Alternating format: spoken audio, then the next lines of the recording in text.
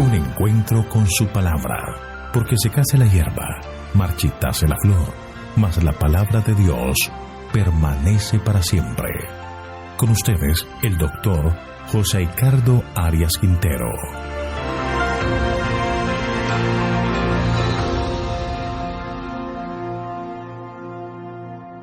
Hoy vamos a estudiar Marcos capítulo 1, versículos 21 hasta el 28. Un hombre que tenía un espíritu impuro. Te invito a orar. Padre nuestro que estás en el cielo, te damos gracias, Señor, por tus cuidados, por tu amor, por tu bondad, porque siempre estás listo para perdonarnos y salvarnos. Queremos pedirte, Señor, en este momento, que nos acompañes con el poder de tu Espíritu, para que al abrir la Escritura podamos entender el mensaje que tienes para nosotros, que podamos sentir esperanza, gozo y alegría en nuestro corazón. Gracias, Señor, por contestar esta oración y concedernos tu bendición, porque lo pedimos en el nombre de Jesús. Amén. Recordemos que el Evangelio de Marcos nos muestra a un Jesús como el Salvador en acción. Y a partir del versículo 21 de Marcos, del capítulo 1, comienza a mostrarnos a Jesús como el Salvador que está listo para enfrentar a un hombre que tenía un espíritu inmundo. Vamos a estudiar este pasaje que va hasta el versículo 28. Comencemos con el versículo 21 y 22. Entraron en Capernaum, y el sábado entró Jesús en la sinagoga y comenzó a enseñar. Y se admiraban de su doctrina, porque les enseñaba como quien tiene autoridad y no como los escribas. Cuando Marcos dice que entraron, se refiere a que Jesús va a la sinagoga de Capernaum con sus nuevos discípulos. Capernaum era una población que estaba a unos 32 kilómetros de Nazaret, a orillas del mar de Galilea, ubicada a unos 200 metros por debajo del nivel del mar. Es posible entonces que María y otros miembros de la familia hayan acompañado a Jesús a Capernaum. Y era un sábado en particular, cuando Jesús y sus 4 discípulos entran en la sinagoga, que era el lugar de encuentro de los discípulos. Elena de Guay registra: durante su niñez y juventud, Jesús había adorado entre sus hermanos en la sinagoga de Nazaret. Desde que iniciara su ministerio había estado ausente, pero ellos no ignoraban lo que le había acontecido. Cuando volvió a aparecer entre ellos, su interés y expectativas se avivaron en sumo grado. Allí estaban las caras familiares de aquellos a quienes conociera desde la infancia. Allí estaban su madre, sus hermanos y hermanas, y todos los ojos se dirigieron a él cuando entró en la sinagoga el sábado y ocupó su lugar entre los adoradores. Deseo de todas las gentes, página 203. La reunión se desarrolló como era la costumbre. Se leyó la Escritura y entonces le pidieron a Jesús que enseñara. Allí comienza Jesús a hablarle a la gente, la cual quedó admirada de las enseñanzas de Jesús.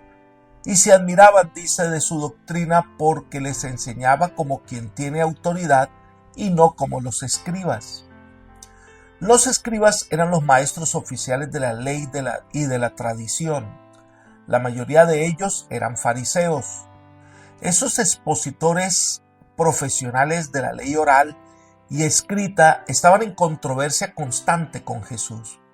Frecuentemente hacían gala de minuciosidad legalista, con los que procuraban determinar la legitimidad aún de los actos más insignificantes de la vida.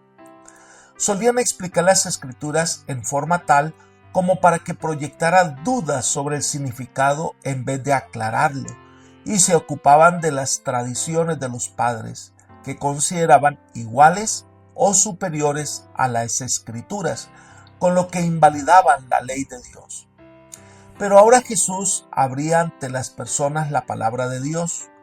No citaba a otros fariseos o no dictaba leyes o rituales, sino que aclaraba a ellos el mensaje de Dios. Esta característica hace resaltar la enseñanza de Cristo en marcado contraste con la de los escribas y fue comentada vez tras vez por los que escuchaban a Jesús. En vez de ocuparse de lo que los hombres de siglos pasados habían pensado y escrito y de presentar esto como una autoridad, Jesús habla públicamente como teniendo la misma autoridad recibida directamente del Padre. Los escribas tenían costumbre de decir que cierto rabí había dicho así y así. Jesús en cambio declaraba: os digo. Hoy día es cierto, como lo fue entonces, que únicamente la presentación de claras verdades espirituales puede proporcionar curación a las almas enfermas del pecado. Hemos sido llamados no a predicar nuestras opiniones, sino a compartir el mensaje de la palabra de Dios. Pero en ese momento es interrumpido por un hombre que estaba siendo poseído por el demonio. Leamos los versículos 23 al 26 de Marcos capítulo 1. Pero había en la sinagoga de ellos un hombre con espíritu impuro que gritó: «¡Ah! ¿Qué tienes con nosotros, Jesús Nazareno? ¿Has venido a destruirnos? Sé quién eres, el Santo de Dios». Entonces Jesús lo reprendió diciendo: «Cállate y sal de él». Y el espíritu impuro, sacudiéndolo con violencia y dando un alarido, salió de él.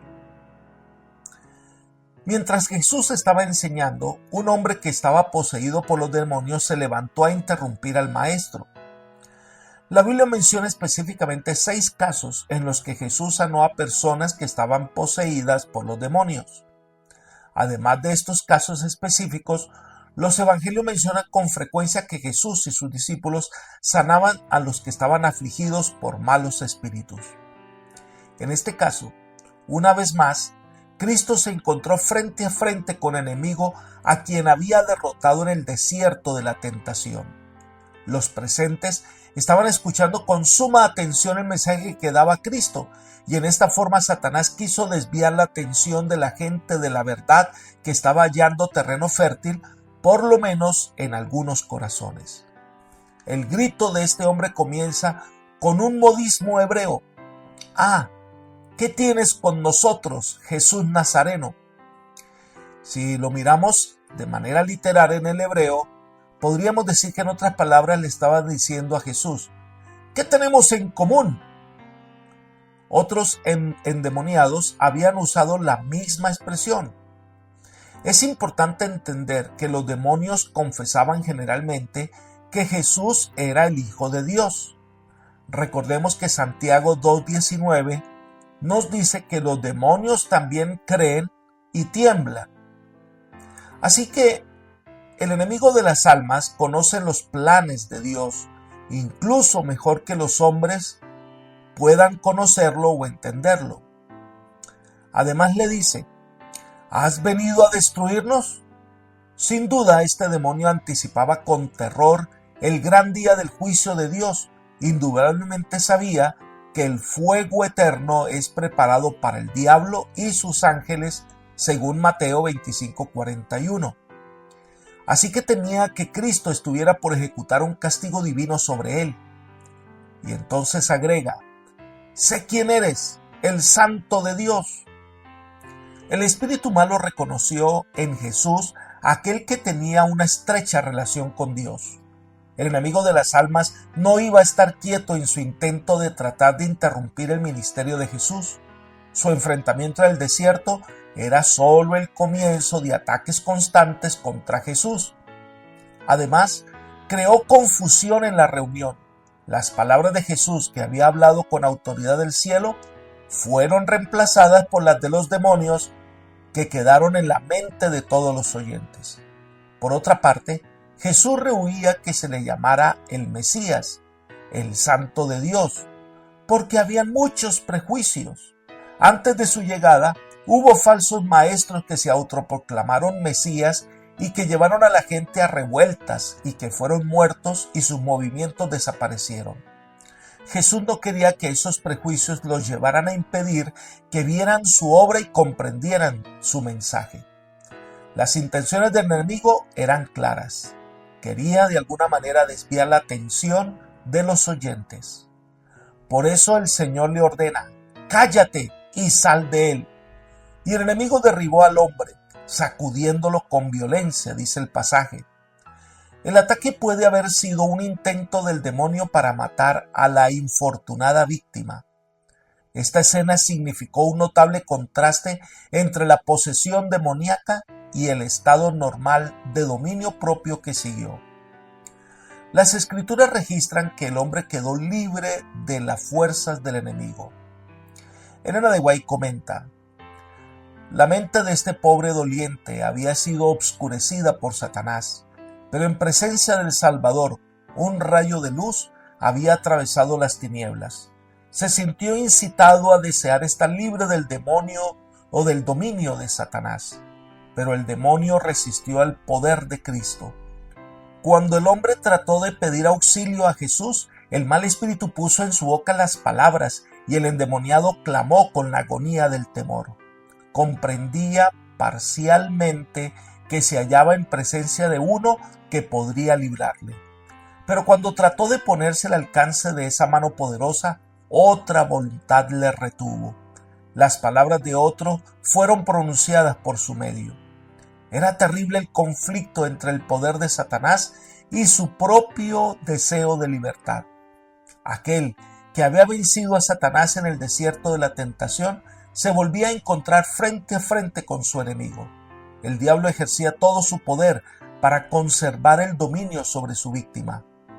Por perder terreno sería dar una victoria a Jesús.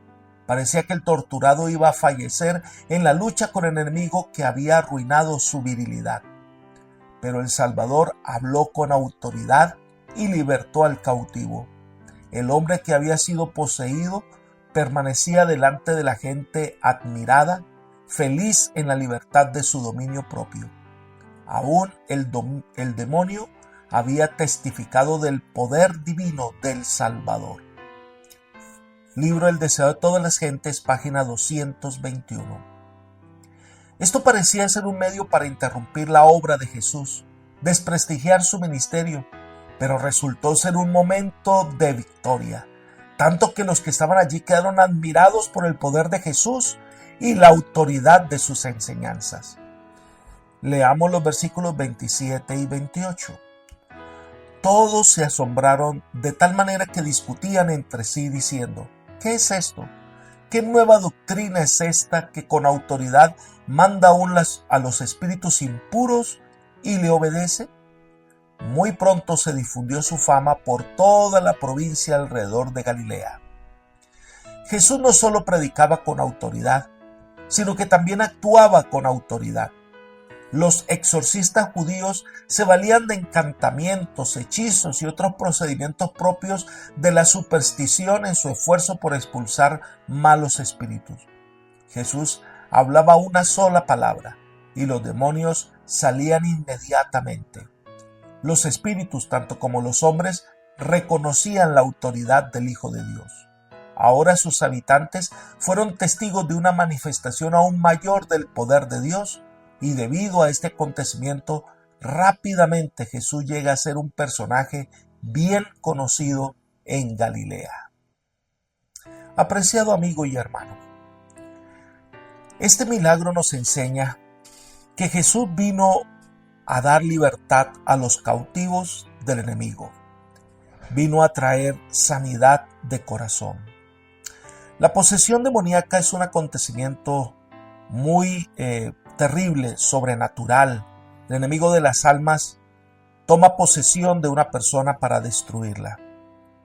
Pero hay una posesión demoníaca mucho más sutil. Es la de aquel que no quiere hacer la voluntad de Dios. Es aquel que es incitado siempre a pensar en contra de la voluntad de Dios. Puede que no tenga manifestaciones sobrenaturales en su cuerpo o en su vida, pero su mente está entregada de continuo a hacer la voluntad del enemigo de las almas.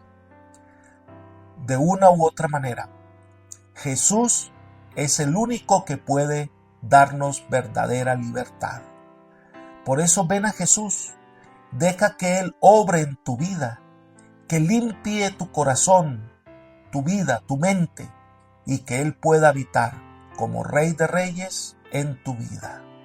Que el Señor te acompañe, te guíe, te cuide en este día, es mi oración por ti. Amén.